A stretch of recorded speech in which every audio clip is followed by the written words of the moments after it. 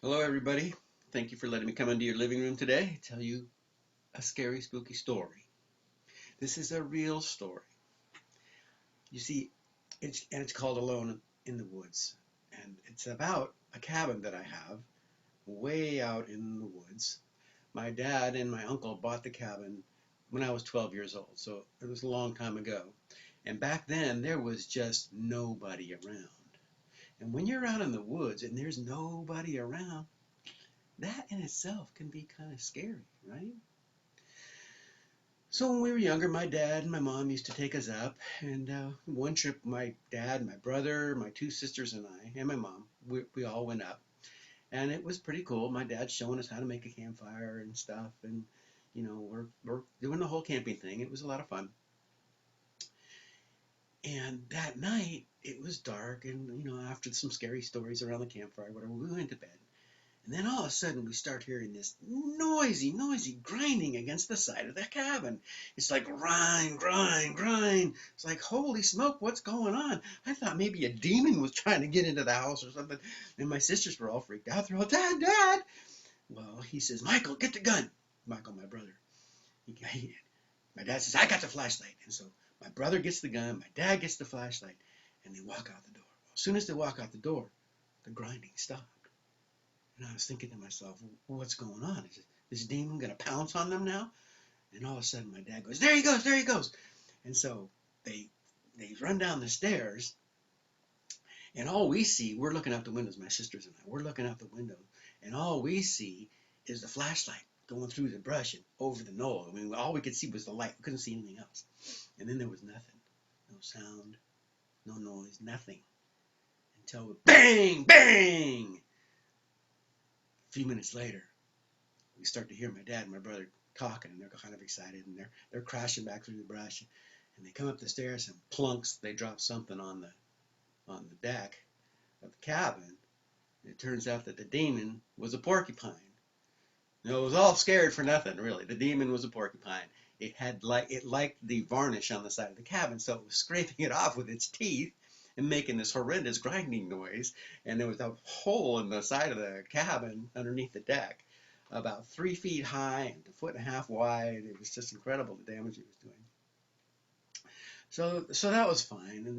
And we'd sit around the campfire over the years. We'd sit, and there's always noises. The cabin's surrounded by trees and stuff. And so you sit around the campfire, all you see is that. And then there's the dark trees.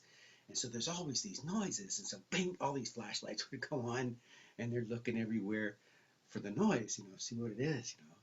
And one time we were sitting there, and there was a mountain lion, and he screamed, "Ah!" And I'm telling you, it was bone chilling.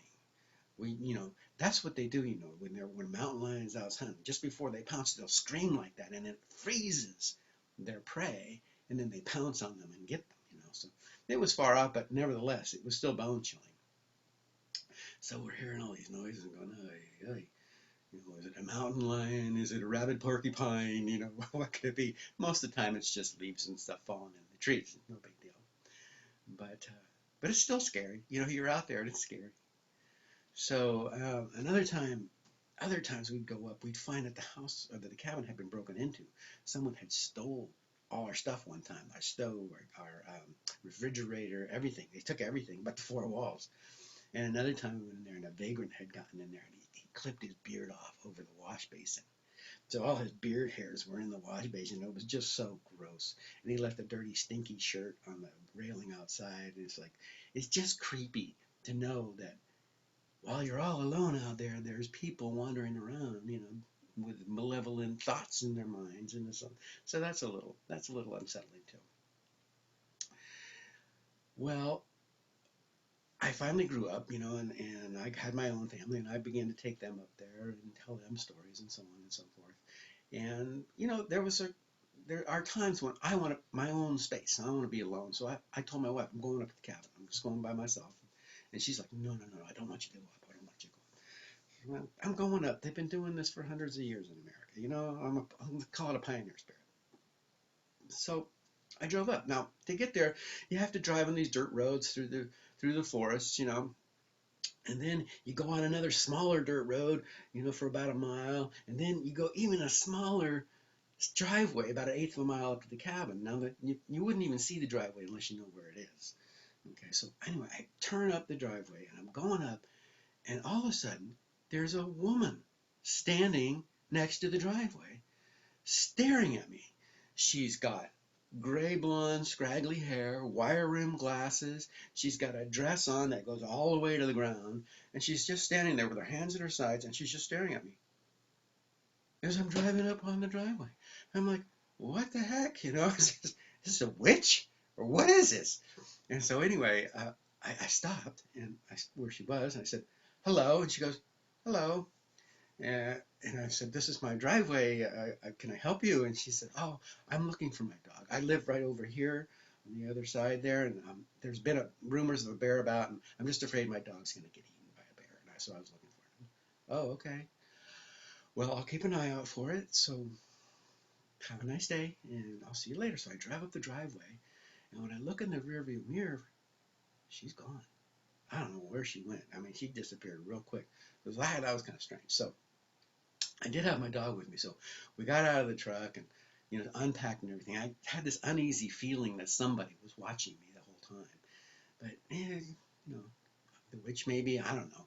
But anyway, so we got prepared, and the night was going on, and so I made a little campfire. So I'm sitting there with my dog, and just me and my dog in the wilderness, all by ourselves, and started thinking as I was looking at this campfire about all the scary stories we used to hear around the campfire.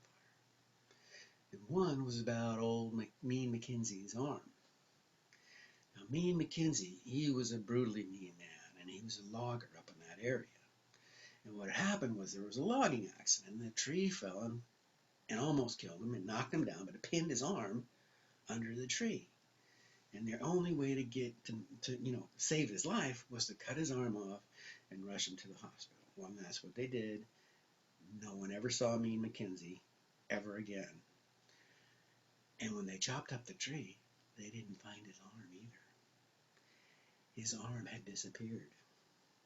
Mean McKenzie's arm was nowhere to be found. And what the thought is, rumor had it up there, that Mean McKenzie's arm was out searching.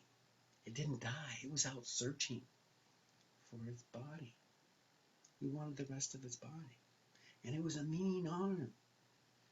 And so if you left your windows open up there in the cabin you were sleeping in, Mean McKenzie's arm would come through the cabin. And it would search for children especially. And it would grab onto the children's arms. And it would pull them toward the window until the kid finally would wake up. And the kid would scream for bloody murder. Ah! And the parents would get up and they would take the arm and throw it out the window and slam the window shut. And the arm never got away with a kid that I'm aware of, but it sure scared the heck out of a lot of people. So they always slept with their windows shut. So you can imagine around the campfire when I was telling the story to my kids, they didn't sleep very well the first night. And it was the dog, that evening. I was just creeped out. It was the whole somebody looking at me the whole time, and the noises. That my dog's ears were all on alert all night long because of the noises in the bushes and stuff. Finally got tired and I went to bed. Got up into the cabin, got all set up. I had a rifle. I put my rifle next to the bed, and I turned off the lantern. It was so dark I could not see my hand in front of my face. That's how dark it was. It was dark. So I'm sitting there with my eyes wide open, looking up at the ceiling, looking up anyway. I couldn't see the ceiling. But anyway, I finally drifted off to sleep. Shortly after that, boom! I heard this big bang on the side of the cabin. Shook the cabin. My dog's all grrr. What the heck? Grab my gun. I'm pointing the gun at the door. Man, if anybody came through that door, it was going to be the last door they came into. Let me tell you that. Nobody came in. And I'm listening. I'm straining my ears, listening. What the heck? I'm listening. I mean, after that boom, I was wide awake. I mean, from a dead sleep to just wide awake. Eyes, adrenaline pumping, heart going. And I'm listening. I don't hear anything. After a while, I just drifted off to sleep. I don't remember when it happened. The next thing I knew, I woke up in the morning. I'm like, what the heck? So I go outside and I'm searching around, thinking maybe a branch fell off and hit the cabin, or maybe a pine cone hit the cabin or something. Nothing like that. I'm looking around for footprints. Maybe Bigfoot was out there. Who knows? Maybe there was a vagrant trying to scare me. Maybe there was a witch. I don't know. But I couldn't find any evidence of what happened up there. So yeah, it's kind of scary when you're out there all by yourself and alone. And I just want to know if any of you would like to go camping at the cabin. Thank you very much.